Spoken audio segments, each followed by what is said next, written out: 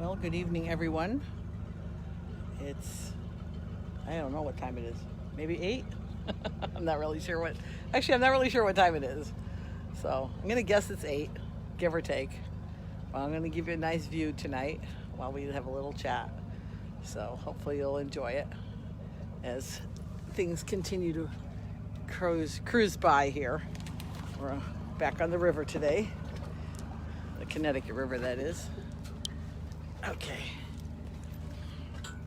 And little boats are going by and making lots of waves. Not that one there, but others that just went past. So I hope you had a good day today. I did, and it was actually quite productive as well as just a good day. Hey, Karen. And I decided to focus on action as a topic tonight, taking action. So when you take action on anything, whatever it may be, I think one of the more important things about taking action is that you're in your right mind when you're doing it. In other words, you're not angry at somebody, you're not angry at yourself. I think it's really important to be in a serene or somewhat calm,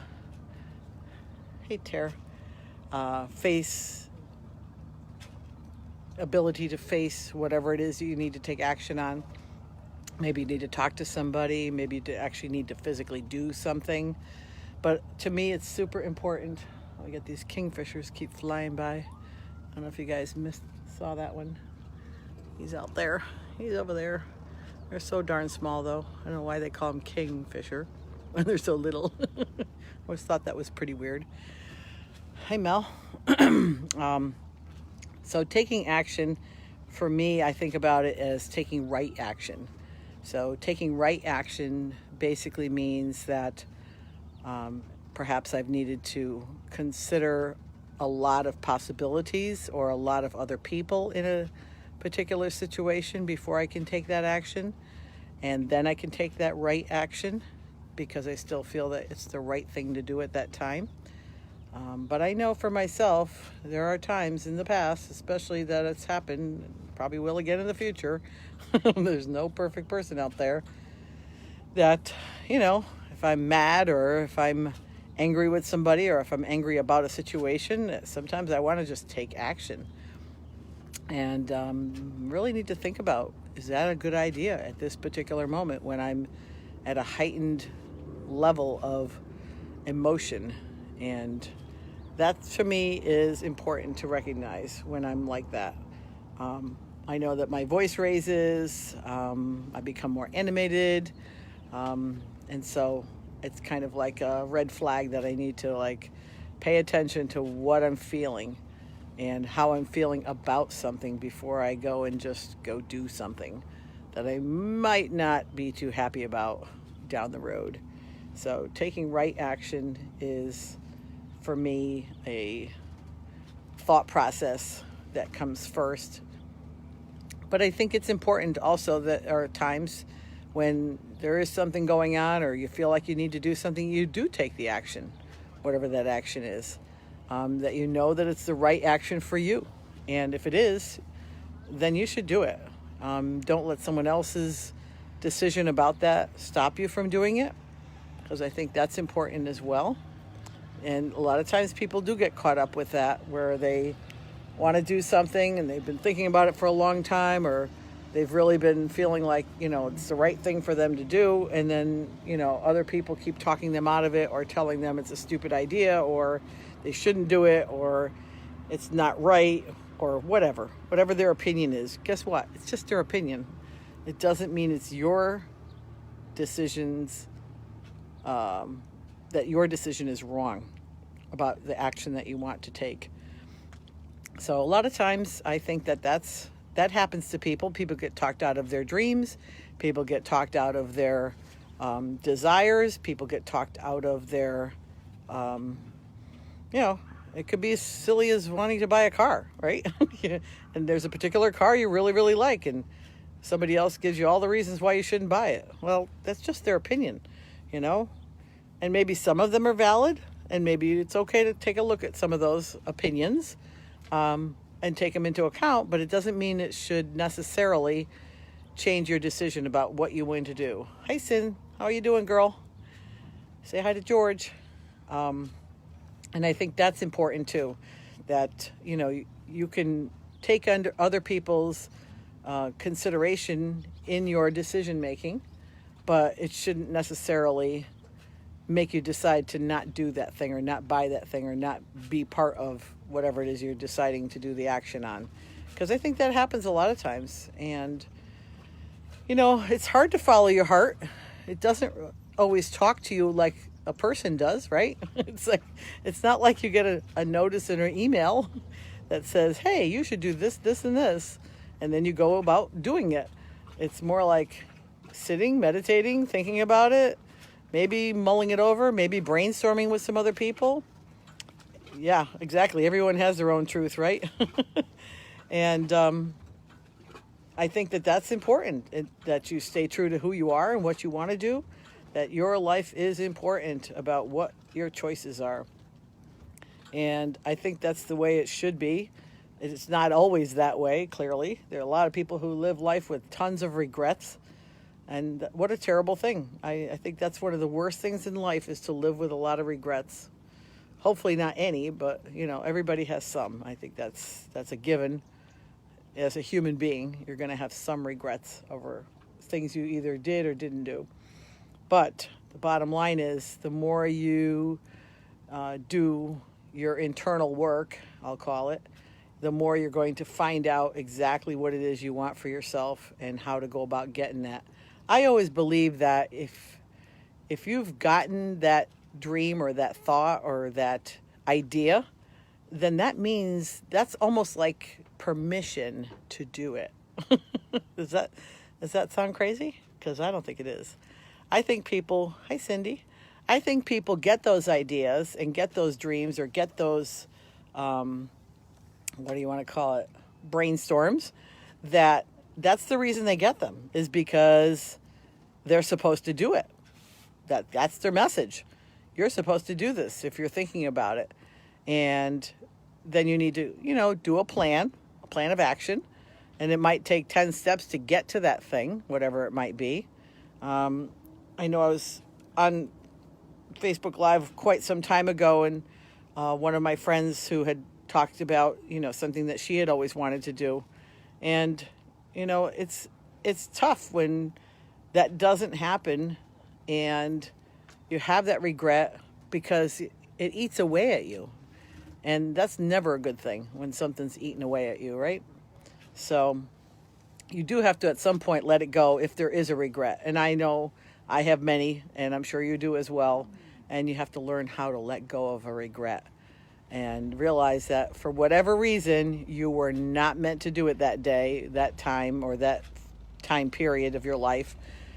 If it's still a possibility, then maybe you want to still look at going forward. But if it isn't a possibility any longer, then you want to learn how to let go of that and get yourself in a right mind about that you don't feel regret and sadness over that decision at that time, that you can let it go and let it rest.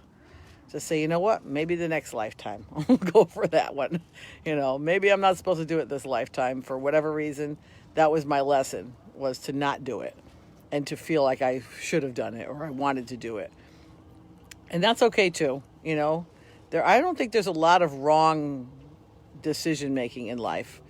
I remember someone saying once a long time ago, half the decisions you make are right and half the decisions you make are wrong. I'm like, wow, that's quite a statement. I don't know who came up with that one, but I'm sure it's not necessarily true.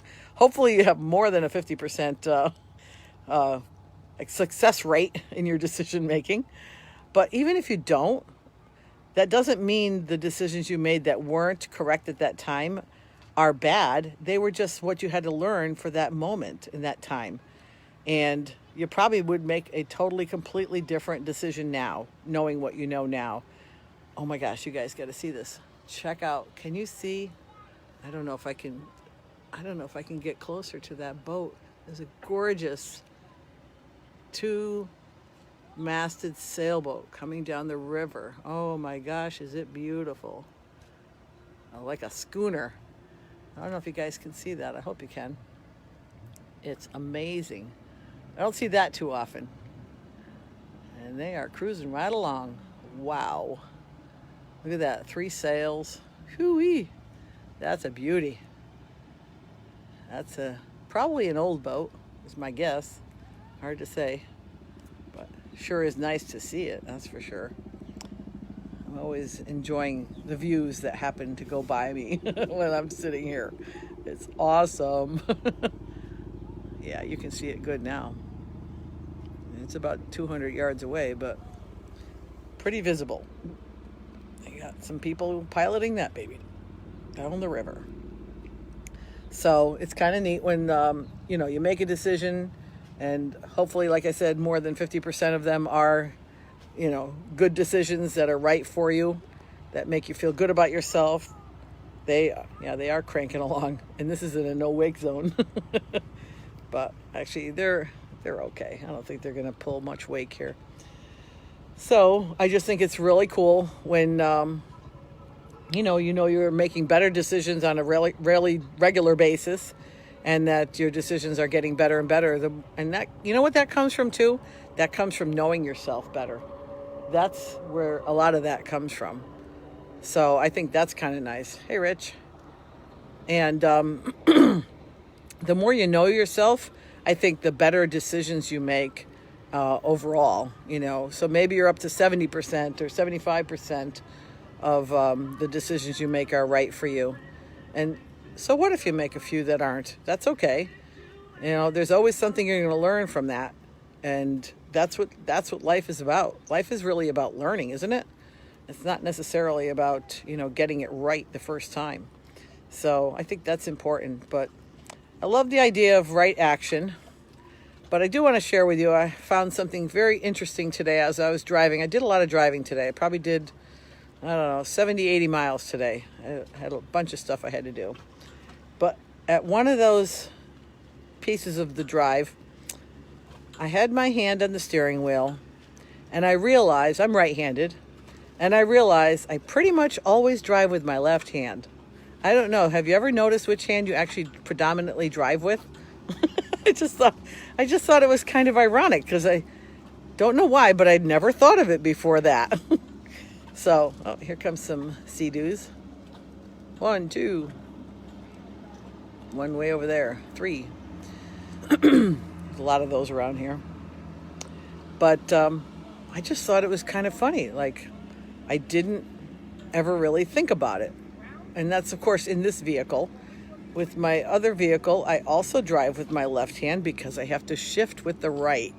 So I haven't been driving that other vehicle for some time now because it has to go through inspection. And of course, as we know, there's no motor vehicle right now, which is really a drag. So I'm trying to figure out some other way of getting it registered and taking care of business. Maybe I'll have to go to another state or something. I don't know. Anyways, I just thought it was kind of ironic, whereas my right hand is my dominant hand. I usually have it sitting on the armrest, and I'm always driving with my left hand. So kind of interesting. And there was something else that happened earlier today that I found really puzzling, I guess I'm going to say. And I promptly forgot it when I started thinking about my left hand driving. So it went right out of my head. Like, okay, that one was gone. Maybe it'll come back again sometime. It was some kind of ironic thing, though. And I find myself amused by myself many days. Thank God. I'm my own best company. So, anyways, I think it's a wonderful day today. I got a lot accomplished that I needed and wanted to get done. I'm still working on that silly apartment. But I put a new floor down in the bathroom. I repainted the ceiling. And, how could DMV not be an essential business, right? You're right. I know that my girlfriend was saying how her license is expired. I'm like, girlfriend, you got like 180 days. You don't have to worry about it. She goes, I know, but I don't want to forget it when it's time. I'm like, yeah, I know. So that was kind of funny. But, hey, how's it going? What a cute little boat. Good, how are you? I like your little boat. It's adorable. Look at that little boat. Isn't that cute? That's a real old school boat. So, anyways, I do amuse myself. And it's funny, like all these people know my boat because it's been in the storage bin here working on it for a long time. But I digress. So I got a ceiling painted today at the apartment. I got a new floor laid down in the bathroom. I've still got to put some trim up in there, and then it's going to be ready to show. So if anybody knows anyone looking for a 2-bedroom apartment, and right on Queen Street in Southington, really cute house, big backyard, fire pit, grill, plenty of parking, all the good stuff. Let me know. So it'll be ready pretty soon. I have a few more things I need to do in the kitchen area, and then we're good to go. Just redid all the hardwood floors. I'll post some pictures later tonight when I get on my computer. It's harder to do on the phone. So, anyways, I like it when I have a very productive day, and I also like it when I have a really easygoing day. And so we can make those things happen, basically. But it's great to see people on Facebook Live that pop in. And I totally love being on the river at night. So I hope you guys have a good night. And I'll sign off in the usual manner, which, let me see if we can catch any rays up there now. All right, we're looking up towards Middletown. I don't know if you can see that pretty good. And I guess you can't go further on the focus, you know. Oh, Cindy, just instant message me, girl. I'll give you all the information. I have it written up on Craigslist already with photos for the apartment. So, signing off in our usual manner. The sun is always shining. It certainly is right now. And I hope you have a great evening. I will talk to you guys again tomorrow. And we'll catch up then. Love y'all. Have a good night. Bye for now.